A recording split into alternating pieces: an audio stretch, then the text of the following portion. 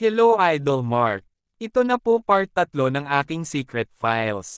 Nagising ako sa kalagitnaan ng gabi dahil sa ginagawa ng stepsister ko Idol Mark at talagang nilasap niya ng sobra ang aking note kaya't kahit nakailang rounds ako kay Jelay ay may lakas pa rin.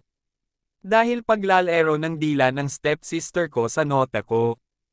Agad naman ako umayos ng positions para mas ubo niya ng buong buo at DSY's letter mahirapan. Inalis ko na rin ang mga saplot ko sa katawan at ganun din ang ginawa niya na lalo nagpainit sa katawan ko. Saan ka galing kanina? Mukhang nalate ka ng uwi, ani nito habang sinusubo ako. Nagkaroon lang kami ng practice sa school sa foundations kaya nalate ako, sagot ko naman dito. Napaungol ako Idol Mark dahil sa pagsip-sip niya sa ulo ng note ko, kakaibang sensations ang naramdaman ko. Agad ko siya hinayla at siniil ng halik ang hinaharap niya na ikinaungol niya habang nilalaro ang isa, kaso mas gusto niya na subuin ang note ko kaya't pinagbigyan ko siya Idol Mark, pinagpatuli niya pagsubo. Habang ginajakol ng marahan, ang sarap ng combination na ginagawa ng stepsister ko Idol Mark, the best talaga ang ganitong eksena. Kaya't napapamura ako sa sarap hanggang di ko na matiis Idol Mark, kaya't sabi ko malapit na ako labasan na agad naman niya binilisan pagsubo na lalong nagpatayo ng balahibo ko, hanggang labasan ako at talagang sinipsip niya lahat-lahat Idol Mark at nilunok, napahiyaw ako sa sarap, yun lang daw gusto niya ma-experience at di siya nagpag-alaw sakin, agad naman siya nagbahis ay lumabas na ng kwarto. Ako naman hinang-hina, di ko na rin nagawang magbihis, kaya't hubad ako nakatulog, nagising ako sa katok ng stepmother at sinasabi niya na mal-late na ako sa school na agad naman AKL bumangon at naligo, at talagang late na ako. Dali-dali ako nagbihis nang matapos ako maligo at kumuha ng ilang sandwich dahil sa daan ko na lang kainin. Flag ceremony na nang dumating ako ng school. Nasalubong ko naman sila Jessie Boy at nagbigay ito ng sign na dead daw ako sa kanya, nako ito na ang sinasabi ko, napabuntong hininga na lang ako at saka pumasok na ng room. Sinalubong naman ako ng ngiti ni Jelay na agad ko naman ginantihan. Nagkamustahan daw kami at kung satisfied daw ako sa ginawa namin kahapon na agad ko naman sinang ayunan.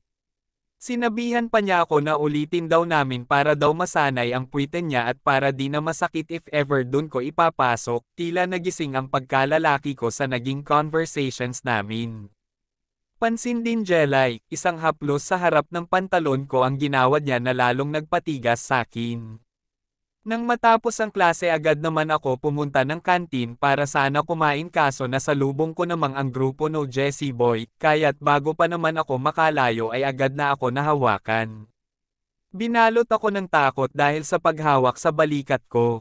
Nagulat na lang ako nang magpasalamat ito, iwan kung bakit basta ang sinabi niya na sinabi ni Jelay na ako daw ang dahilan kung bakit nakakarating ang mga sulat niya kay Jelay na pinagtaka ko naman ng sobra. Libre daw niya ako sa kantin araw-araw basta ipag-odd shot ko lang daw siya kay Jelay, umuo na lang ako. Alam ko si Jelay ang may gawa nito para di ako pag-initan. Nakatanggap naman ako ng text galing kay Jelay. Pinapapunta niya ako sa dorm mamaya na agad naman ako pumayag. Habang naglalakad na ako ay nasalubong ko naman ang kotse ng stepmother ko kaya tumigil ito, di yata ako makakapunta Idol Mark kay Jelay dahil nagyaya ang stepmother ko. Sumakay naman ako agad sa kotse ni mama, nagulat ako sa mga sinabi ng stepmother. Nakita pala niya kami ng stepsister ko kagabi na may ginagawa. Tumawa lang ang katabi ko at ako naman tahimik lang. Tumigil kami sa isang luxury hotel at mayroon ng room na kuha si mama, nagulat ako kung sino ang nasa loob, walang iba kundi ang stepsister ko. Fast forward. Napag-usapan pala nila mag-ina na subukan na tikman ko sila ng sabay, dahil nga nakita kami ng stepsister ko ni mama kaya't ganito ang naabutan ko sa hotel. Agad ako tinabihan sa bathtub ng dalawang babae na walang saplot, kitang-kita ko ang magandang tanawin, kaya't dahan-dahan ko nilasap ang mga hinaharap nila habang pinagsaysaluhan nila hawakan ang note ko, napapaindak naman ako sa mga halik ng stepsister ko habang sinusubo naman ang note ko ng stepmother ko. Agad ko naman pinatuwad si mama. Ang sarap talaga Idol Mark na may binabayo ka anytime kung kailan ko gustuhin, sa sobrang tigas ng note ko ramdam na ramdam ni mama, kaya't hinugot ko, at binaling ko sa pekpek ng stepsister na agad naman niya sinalubong ng pagkababae niya, lalo na pahiyaw si stepsister nang mapansin niyang lumaki ang note ko. Labas-pasok ang ginawa ko habang naglalampongan kami ng stepmother ko. Sarap na sarap ako sa halikan namin at talagang nagbibigay ng sensations na pagkalalaki KK kaya't lalo ko pa sinasagad hanggang walang matira. Nang malapit na ako labasan ay agad naman lumuhad ang dalawa habang tinututok ko sa kanila hanggang labasan ako at talagang nilasap nila ang likido ko na walang sinayang, akala ko tapos na, hindi pa pala.